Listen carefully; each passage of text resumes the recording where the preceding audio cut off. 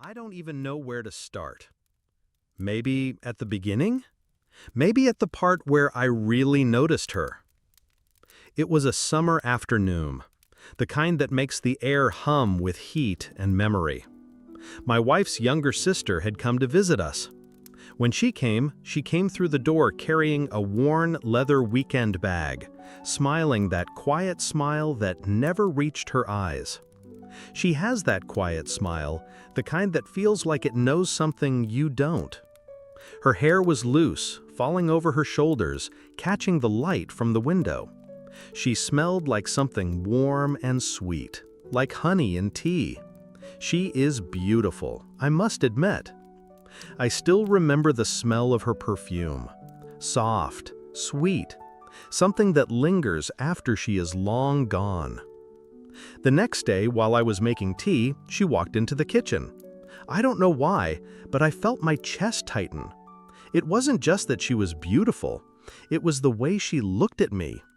She leaned on the counter, talking about her journey down here, about the weather in the city. Her voice was light, almost teasing. And yet, every time she looked at me, I felt like she was looking past my words and into me. The real me, the part I keep hidden. Like she could see past the surface, past the small talk we have always had, like she knew something, straight into the place I didn't let anyone touch. We spoke about nothing, the weather, the food, and politics. But every word felt too close. Every glance lasted a second longer than it should. At dinner, she sat beside me. She didn't touch me, not then, but her arm brushed mine when she reached for the salt. It was nothing, but it wasn't nothing. My skin felt alive where it had met hers. That night, the house was quiet. Early, everyone went to bed early. My wife went to bed, tired from cooking and catching up. I couldn't sleep. I stayed up, telling myself I was just finishing a book. I went downstairs to get water, and she was there, sitting on the couch in the dim glow of the floor lamp, a blanket around her legs. She looked up at me, her eyes unreadable. "Couldn't sleep?" I asked. She shook her head. "You?" "Same." We talked about books, about the rain, about nothing that mattered, but every word carried something under it, a current we were both pretending not to feel. I only remember the pauses, the way she'd look at my mouth when I spoke, the way my hand brushed hers when I passed her the glass of water. It should have stopped there. But then she leaned in, not much, just enough for me to feel her breath on my cheek. My mind screamed to walk away. My body froze. My heart didn't. I kissed her. Soft, tentative. She kissed me back. Soft at first, then not so soft. It didn't last long. She just stood up, upstairs without a word, and left me sitting there, heart racing, mouth dry. The next morning she was all smiles at breakfast, asking for the jam, laughing with my wife, like it never happened. Maybe she wanted me to believe it hadn't. My wife didn't notice, or maybe she did and I didn't see it. Weeks passed. I thought about her less, or maybe I told myself I did. I thought it was over, that I could file it away in some dark corner of my mind. Then she came back. Another weekend visit. Another night that ended the same, except this time it wasn't planned. It was like gravity, like falling without meaning to.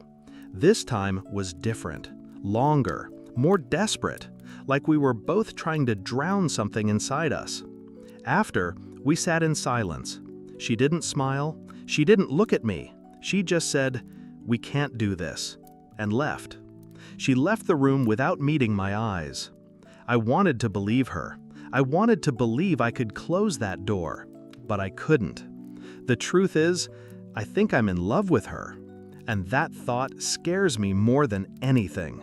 You know, it's strange how something can happen between two people, and yet the world outside stays exactly the same.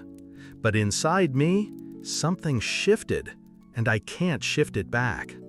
I told myself I could manage it, that I could tuck the feelings away the same way you hide a letter in a drawer you never open.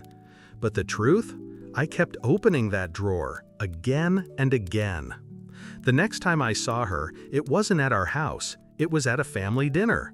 A crowded restaurant with too many voices and clinking glasses. She walked in wearing a simple dress, nothing dramatic, not even trying. And yet my eyes, they found her anyway, always. She sat across from me, smiled when the conversation reached her, laughed at a joke I didn't even hear. We didn't talk much. We didn't have to. Every time her knee brushed mine under the table, my mind lit up with the memory of her skin. Every laugh from her lips felt like it was meant for me alone. At one point, she leaned close to whisper something about the dessert menu. I can't even remember the words. I was too caught up in the warmth of her breath, the way her hair brushed my cheek. It was reckless, I know, and yet in that crowded place, it felt like we were the only two people who knew what was happening. Later that night, when everyone stepped outside to say their goodbyes, she lingered behind. Just a moment, long enough to slip her hand into mine under the table. It was quick, hidden, but the feeling stayed for hours. The weeks after that were worse. She started texting me late at night. Nothing obvious, just "can't sleep" or "remember that rainstorm last summer?" But I knew those messages weren't innocent. One evening, my wife was away visiting her parents. I was home, alone. She came over, said she was just passing by and thought to drop in. We didn't even try to pretend. We didn't talk about why she was really there. We didn't pretend to watch TV. We kissed like two people who'd been starving. But halfway through, she stopped. Her forehead rested against mine. "I can't keep doing this," she whispered. "It's not fair to anyone." I wanted to say she was right. I wanted to be the man who let her go. But I didn't. I reached for her again, and she let me. My hand started to roam all over her body.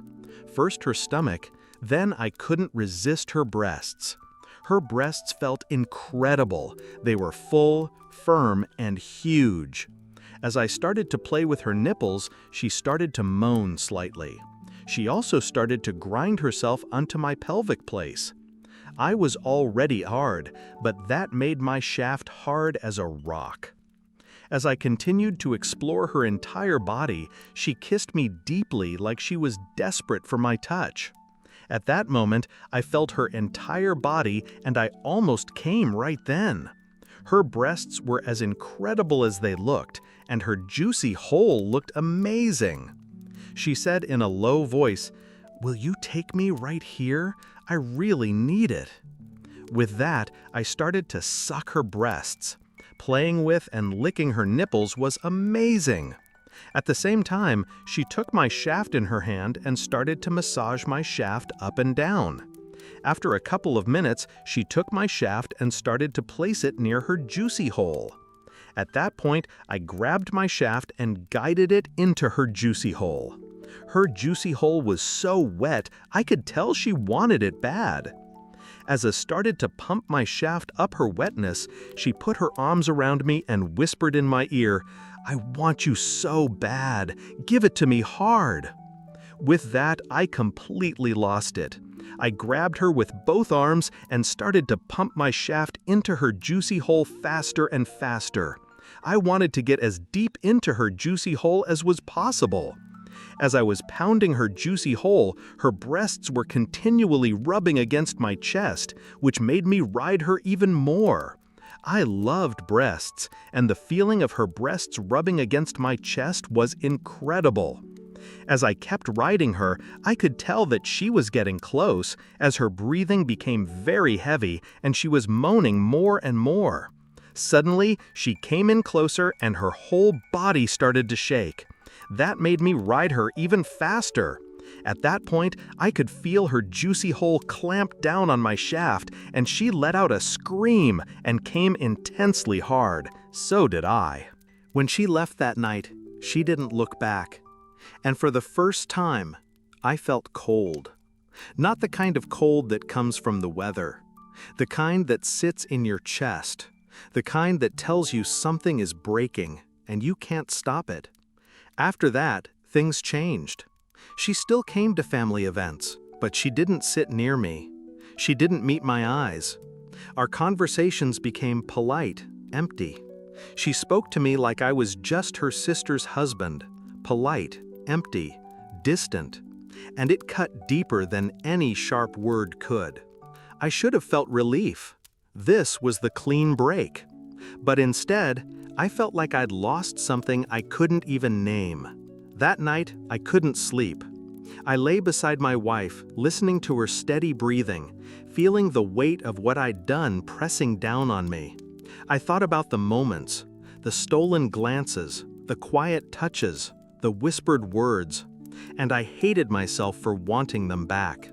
But at night, I found myself waiting for my phone to light up with her name. When it didn't, I felt that ache again, the kind that settles deep, behind the ribs where it can't be shaken. I keep thinking, was it love? Or was it just the danger, the secrecy, the rush? If it was love, why does it feel so empty now? Other days, I remember the way she looked at me, like I was something worth seeing, and I know it was more. And yet, I can't erase her. I can't erase the way she made me feel seen, like she was looking straight through all my masks.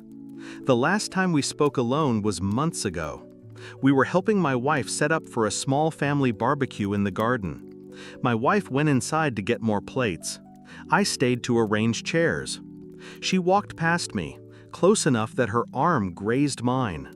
We didn't speak for a long moment. Then she said quietly, without looking at me, "We can't go back."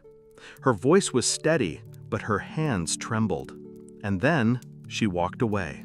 I'm trapped between guilt and longing, between what's right and what my heart, or maybe my body, still craves.